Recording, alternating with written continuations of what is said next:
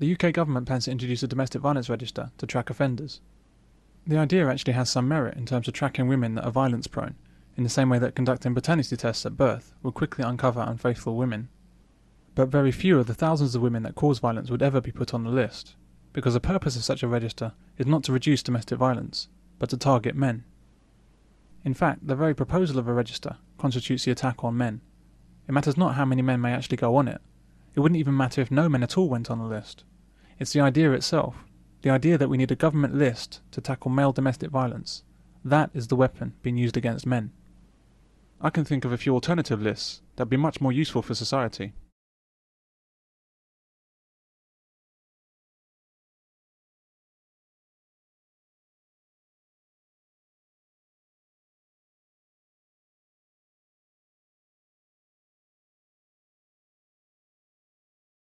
What would the consequences be if film, television and news media were to treat women in the same way that men are treated? Imagine this. You open the morning paper and see. You turn on the TV and the first item on the news? You listen to a radio in-car discussion. That evening.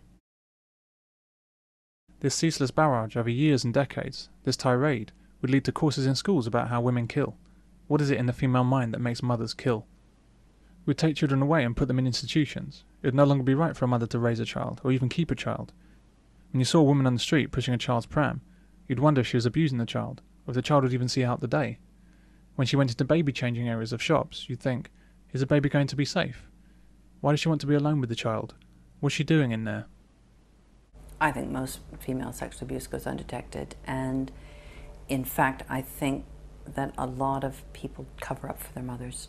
The mother can disguise what she's doing, putting cream on the child, bathing the child, holding the child in bed. You know, society thinks, ooh, that's okay, because it's a mommy. This is how poisonous it would be to make a problem with some women that murder and abuse their babies into a general problem with all women. Why are charities trying to sell this idea about men? The same brush has been used to paint all men, you know, watch out for men. These charities must be described for what they are. They are simply a front for money-making activities designed to further the cause of feminism.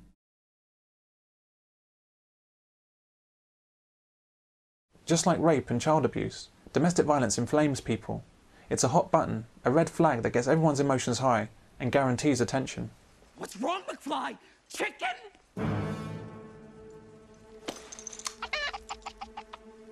The people that orchestrate domestic violence campaigns are well aware of this and use it to maximum effect to develop political capital and income.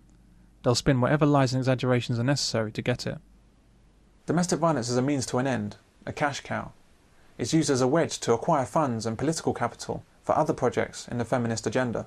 What major agenda for the feminist group is to make sure that they have the maximum amount of financial income from the victims of domestic violence. So therefore they have a certain number of refuges, something like 424 across the country, but they, in a way, keep what they're doing secret because they are unaccountable. What happens is that all of the money generated out of the invented problem of domestic violence, and this is tens of millions from government, lottery grants and donations from a well-meaning public, is delivered to refuges and counsellors and various domestic violence professionals. The money then just seems to disappear. It can't be going to victims because there aren't enough women in refuges to account for all the money. So where is it going? When two women in Haringey questioned where such money was going, they lost their jobs.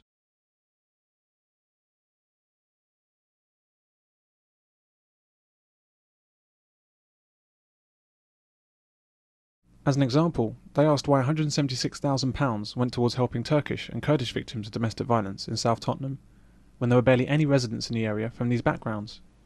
£176,000 of aid to help victims that simply didn't exist, yet the money somehow got spent.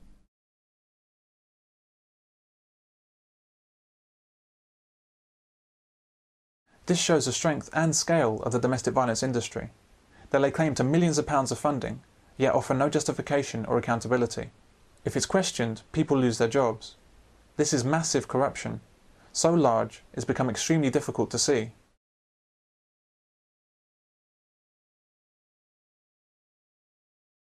Nobody denies or disputes that violence occurs in the home.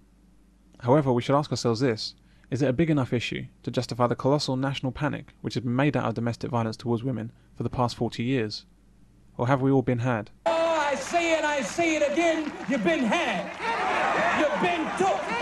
You've been hoodwinked, bamboozled, led astray, run amok. But why is there so much coverage? I mean, what's happening with this whole thing? I mean, why do the Home Office care so much about something which, well, how important is domestic violence? And well, it is important to the people that's suffering from it, and I suppose if you're really truthful about it, you're never going to know the full extent because of the vast numbers of men and women that don't report it. But I think it's assuming proportions that it shouldn't be. The Home Office found 3 or 4 years ago that domestic violence in those homes of well below average income, domestic violence against women was 3 times the rate of domestic violence against men. In households of well below average income. For the rest of the population, which is 75% of us, there was no difference.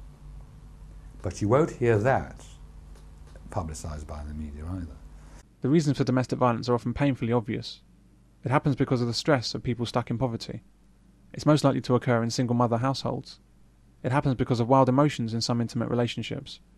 It happens because of personality disorders and moderate to severe mental health issues. It happens due to learned behaviour from upbringing. It can occur as a result of acute emotional distress. But what domestic violence is not, is a gender issue. I think, personally, that domestic violence is the biggest social issue that we face in this generation.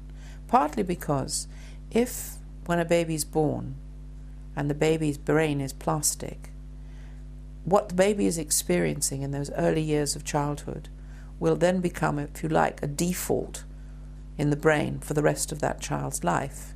And if the child is experiencing domestic violence, it becomes a learned pattern of behaviour.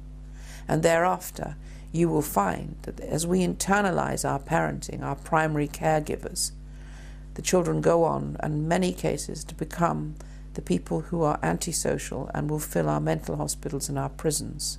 So what we've done for so many centuries is to deal with the symptoms of problems of violence. I'm asking that we start at the beginning and educate parents into how important it is that their children can have their birthright of peace and harmony. Going back to what the government's up to, reducing domestic violence was another of their very laudable aims in their Supporting Families document. But again, why do people commit domestic violence? Well, according to the government, it's because they don't realise it's wrong. So what's the solution to this problem? Well, we need an advertising campaign to teach men that domestic violence is wrong, and that would solve the problem. And we just thought this is such a serious problem, and that's such a shallow, trivial and ridiculous way of going about tackling it. Well, it isn't simple. I mean, if it was simple, Solomon, thousands of years ago, would have known what to do with the 2 women who came to him with a child. No, this is human relationships, and they're infinitely complicated.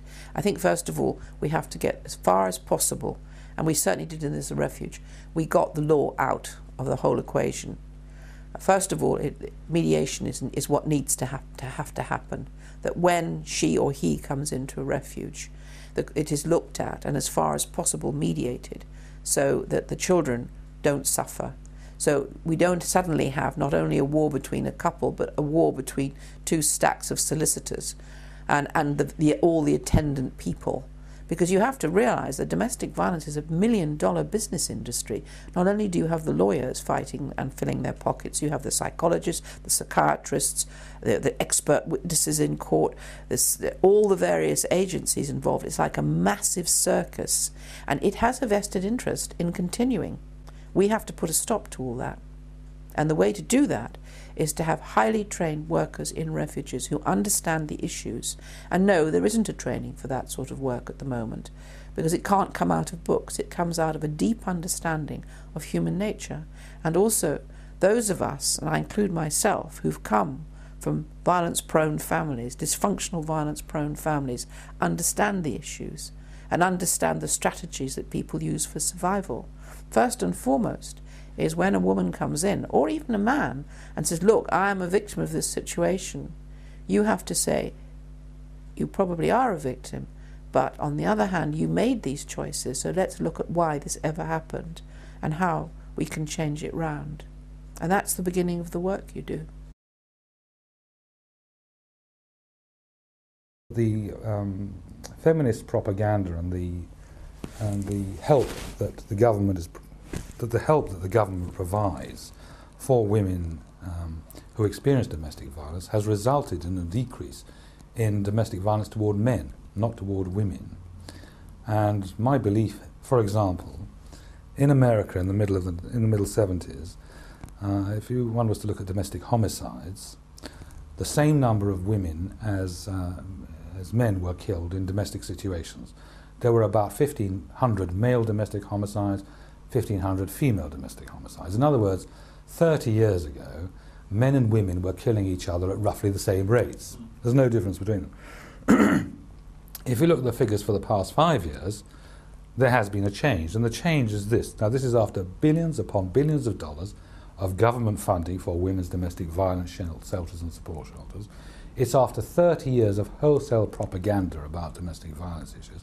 And the results and the figures are now as this. The number of women who are killed is the same. The number of men who are killed have gone down.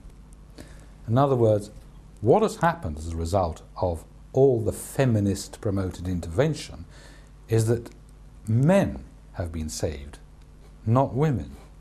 And the reason for that can only be that the women who would have killed their partners in the old days can now pick up the phone instead, whereas men have nowhere to turn, and so they continue killing partners at the same rate.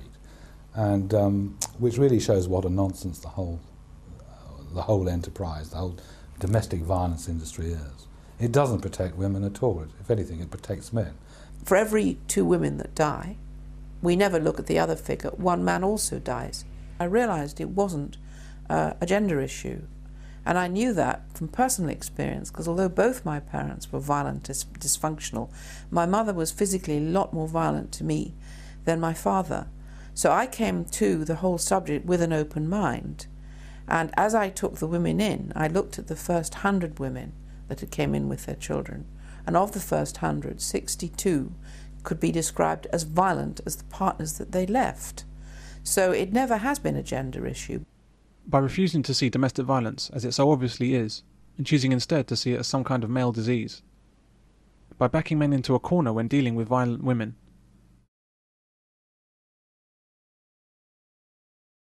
And by refusing to recognise any responsibility of women in domestic violence. The domestic violence industry has failed in its stated mission of helping women. So who has it helped? What has all the legislation and advertising done? Where has all the money gone? As always with such things that don't appear to make sense, we must ask ourselves why the domestic violence roadshow is happening. We come back to cui bono, who benefits? Why are certain individuals and groups so intent on destroying any concept of individual responsibility and determined to destroy intimate relationships? Who is purposely misleading the public about the alleged crimes of men? Who is intent on justifying the expenditure of public resources, which would be better used elsewhere, or better still, not taxed from the people in the first place? We need to be following the money trail. This trail leads directly to the heads of charities. It leads to an expansionist, tax and spend government. It leads to a police force that's determined to increase its funding and its power by bringing the family into the criminal arena. It leads to the legal profession, which receives most of its income through bitter family disputes. It leads to the bosses of news outlets and magazines. It leads to the army of experts and professionals in domestic violence. Domestic violence is a feeding frenzy, where many people and agencies make a very good living out of the imagined suffering of women and the imagined evil of men. For domestic violence that actually does exist, as long as we deny that women cause at least as much violence as men do, there'll never be any help for them or any sanction against their behaviour. And the cycle of domestic violence within those families will continue. Violent people are violent, be they men or women, and quite simply, if you look at what happens in a violent family, all the children are infected. This idea that the feminists try to put about, which only boys inherit the violence through the violent behaviour, is rubbish. Girls are equally affected.